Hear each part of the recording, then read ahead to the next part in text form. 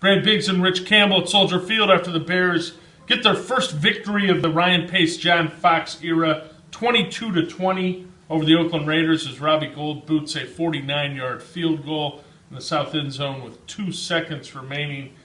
Big victory, I think, for Fox. You change the mood in the locker room a little bit. Not that the Bears have been down, but this, they needed this after opening against 3 tough NFC teams that were all in the playoffs a year ago. Right. This is a team that the Bears had to beat today, and in the end, they made fewer mistakes than a bad Raiders team. I think the hype machine on the Raiders maybe got a little bit ahead of itself after their win over the Browns, but you saw the Bears play well enough to win, really in all 3 phases, and to get an effort like that that's well-rounded.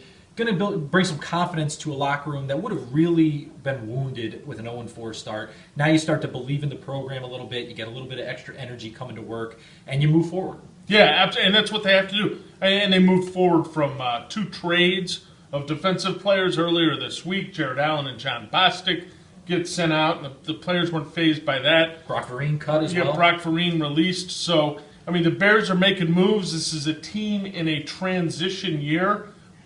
But I think whenever you're in a situation like that, it gets expedited, that transition, when you can taste some success along the way. Especially when you can do it in the fourth quarter like that, when you're making plays on both sides of the ball. Pernell McPhee with a key stop on 3rd down.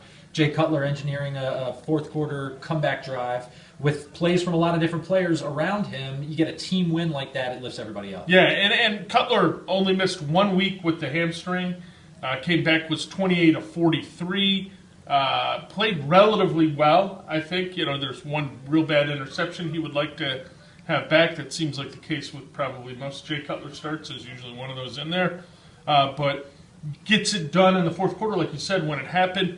It was an efficient drive. They were getting players out of bounds to stop the clock, moving downfield to get in range for Robbie Gould so he could do his thing. Yeah, 5 of 8 for 41 yards for Jay on that final drive. 3 completions got receivers out of bounds to stop the clock, which was crucial as the Bears tried to work the clock down. But I think the most impressive thing for me today with Jay was the way he moved around. That was a good pass rush that makeshift offensive line did okay against. Yeah. But there were some times where Jay had to climb the pocket. You didn't see him necessarily scrambling a lot, but just extending plays enough, keeping plays alive, and overall was accurate enough to win. And did so without Alshon Jeffrey, who missed yet again 3 regular season games, now 4 preseason games that Alshon's missed with injuries.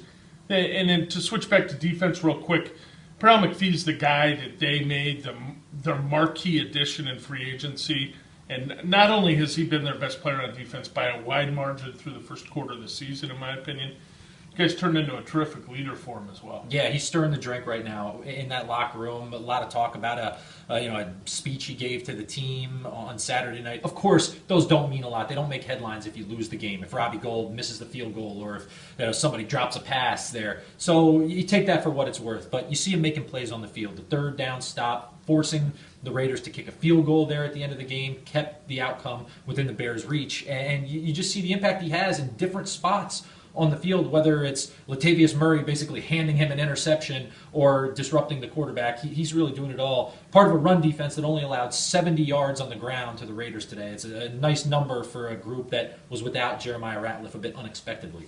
Yeah, and so McPhee, the guy's only 26, and to me, when your best players are also your best leaders, that's when you get a guy in position that can be a core guy maybe to build something off of. So a lot of positives here. And a victory against a team that's probably not going to be real great this season.